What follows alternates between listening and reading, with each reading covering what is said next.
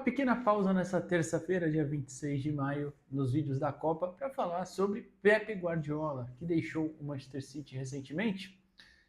Teve a festa lá de despedida, né? Uma festa, acho que teve até uma parada, né? Nas ruas de Manchester, podemos dizer assim, na despedida do City.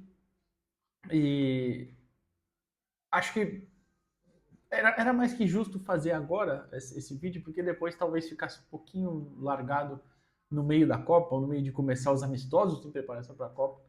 Então, acho que é muito justo falar sobre isso, porque é mais uma constatação, eu acho, de tipo que a gente viu uma história sendo escrita e para mim, eu não sei se eu posso considerar, quer dizer, poder eu posso, né? Eu não sei se eu considero o maior técnico da história do futebol, mas certamente é um dos, e o maior da história do City, é claro. Eu sou o Eduardo Jardim e esse é o Gardner Futebol Internacional. Então, se você puder, já chega deixando o like, se inscreve no canal também, é muito importante e ajuda bastante a gente. Tem muito vídeo esses dias, né? Como eu falei, tenho falado bastante da Copa, das convocações, algumas. Tô pensando aleatoriamente, algumas que eu acho interessante por um aspecto, outras por outro, mas acho que valia essa pausa aqui no meio para falar sobre Pep Guardiola. Bom, para começar, é um técnico que chegou no City não precisando necessariamente provar nada para ninguém, mas sempre tem aquela parada que eu acho até um pouco besta, né? Tipo, será que na Premier League ele consegue fazer isso? Para muitos profissionais, sejam técnicos, jogadores e tal. E sim, eu acho a Premier League o melhor campeonato nacional do mundo. Mas um cara que já tinha ganhado o que o Guardiola ganhou pelo Barcelona e pelo Bayern, e jogando da forma que jogou, revolucionando, né, o estilo de você jogar futebol nos tempos atuais, né, nos tempos modernos, acho que ele não precisa provar nada para ninguém. Mas quem achava que precisa, ele chegou e provou, né?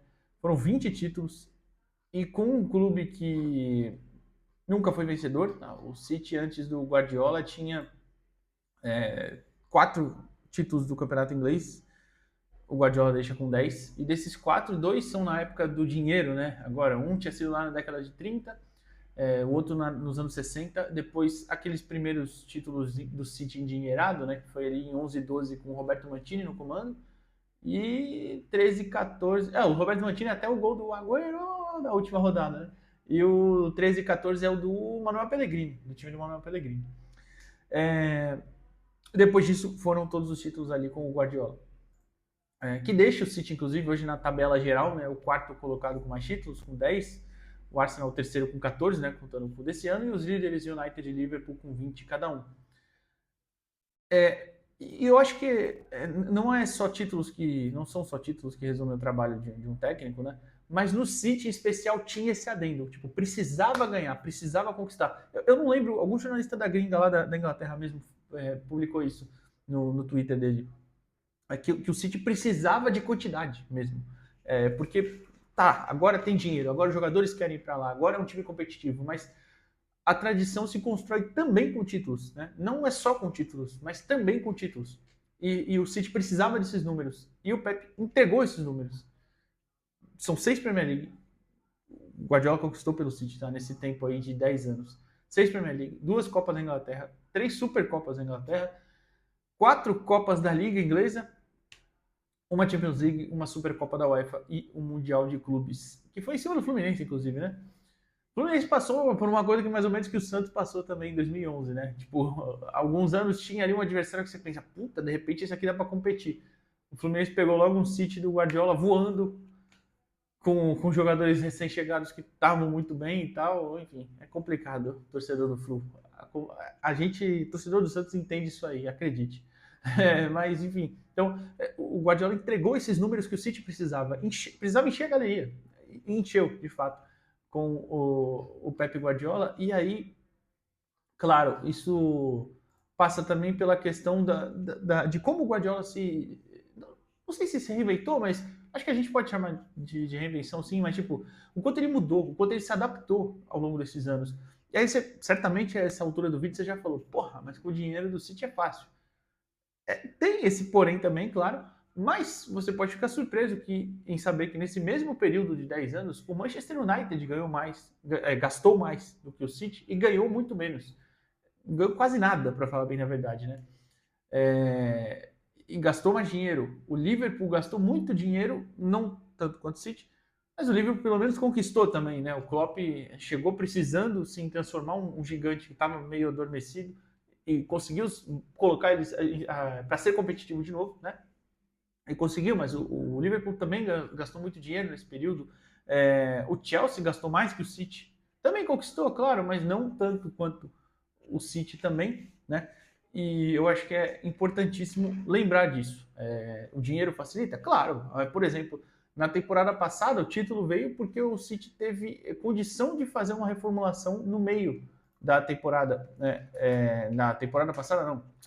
Na temporada atual, o City conseguiu ser competitivo, né? E conquistar a FA Cup e a Copa da Liga. Não foi campeão inglês, claro. Porque no meio conseguiu reformular, né? Trazer jogadores ali que estavam se destacando, por exemplo, o Semenyo do Bournemouth, o Guerri do Crystal Palace, e foram caras que terminaram o ano como titulares. O dinheiro fez e, tipo, no meio da temporada a gente teve ali duas peças, um dos melhores jogadores da competição, que era o Semenyo, que eu acho que vai ser eleito um dos melhores, se não o melhor,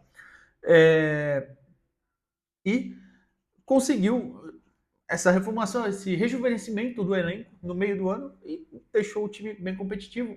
Não conseguiu ser campeão, mas enfim, né? Não foi campeão inglês, claro, mas como eu disse, ganhou a Copa da Liga e a FA Cup.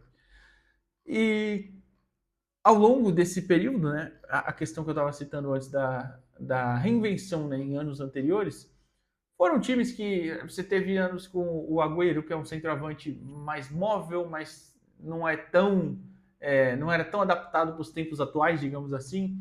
Você teve o Gabriel Jesus tendo o seu papel de protagonismo em um certo período, antes das lesões deixarem ele bem ferrado, né? Infelizmente. Até palavra errada que eu escolhi, mas enfim, tá bem prejudicado pelas lesões do Gabriel Jesus. Você teve anos que o City jogou sem centroavante fixo, agora com o Haaland, que é um cara que mais grandalhão, mas que tem capacidade muito grande de correr em campo aberto, tem muita força, muita velocidade, enfim, centroavantes de características diferentes, ou jogar sem centroavantes, colocar zagueiros como volantes laterais por dentro, o Cancelo fez muito bem esse papel, o próprio O'Reilly agora também faz muito bem, quem mais? Utilização de jovens que em alguns momentos foram importantes até. Por exemplo, o Oscar Bob teve bons períodos na temporada passada, né? Ou foi na atual? Não, acho que foi na atual, né? É que ele não. Óbvio, é um jovem da base. Eu até vou olhar aqui, faço questão de olhar aqui. Mas ele teve pontos importantes ali de participação na temporada. Acho que foi na passada, na passada mesmo?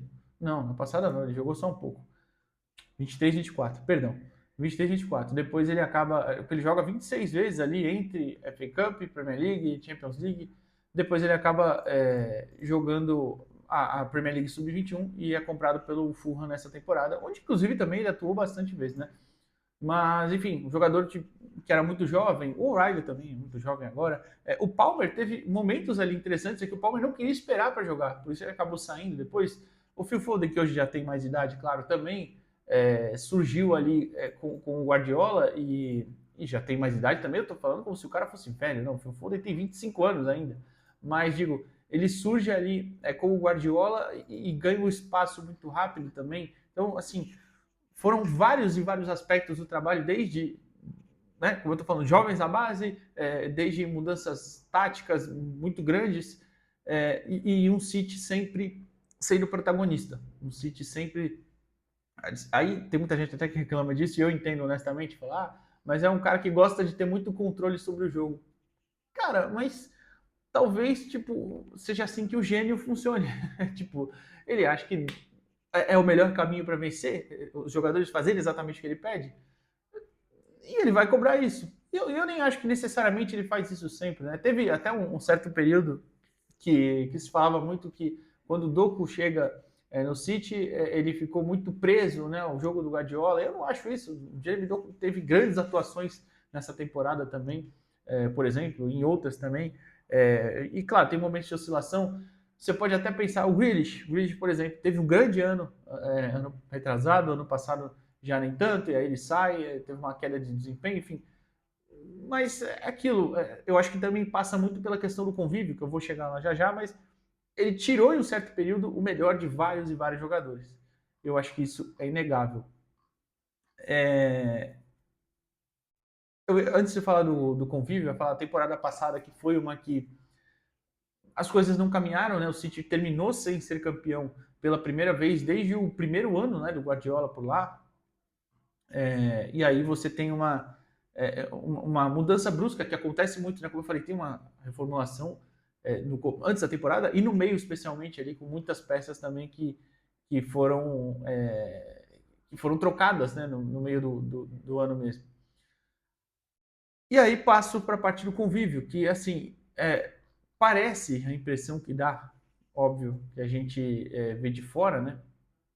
A impressão que dá é que é um técnico que exige tanto, mas tanto, e não só dos seus jogadores, eu imagino que da comissão também, mas que outro ponto importante, eu nem ia falar isso que eu já esqueci, formou muitos auxiliares, né? Muitos auxiliares, Maresca, Arteta, talvez algum outro que eu tenha esquecido, Colotti Rei já de repente vira um técnico também, enfim, são caras todos que aprenderam ali com o Guardiola e saíram para fazer bons trabalhos, né? Mas enfim, eu acho que eu digo o convívio dele ser tão exigente, de querer tudo nos mínimos detalhes, a perfeição, a repetição, isso deve desgastar muito. A relação com os jogadores deve ser desgastada muito ao longo dos períodos aí, e é normal muitas vezes buscar saídas.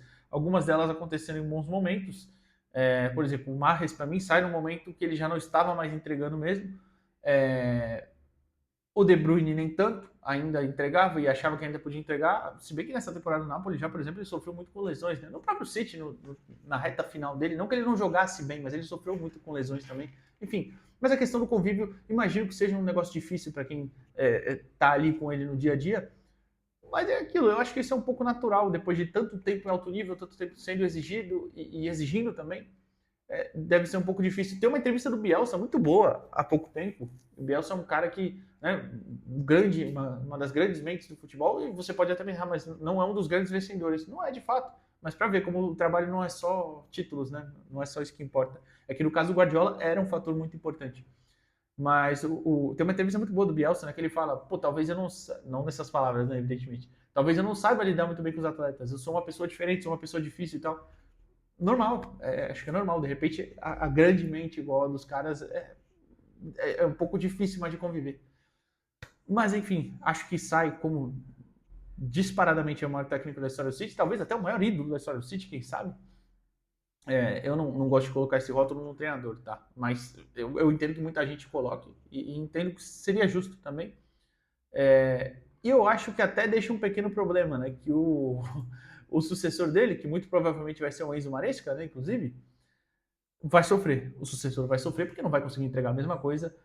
E por mais que entregue bom futebol, futebol competitivo, de repente a torcida vai cobrar coisas que são impossíveis de se alcançar. Mas, enfim, isso é papo outro dia, mas acho que um trabalho que para mim foi perfeito. Para mim foi perfeito dentro do tempo, dos títulos conquistados e da mudança de patamar que colocou o City. Mas é isso. O que você acha? Deixa o like no vídeo, se inscreve no canal e até a próxima, pessoal. Valeu!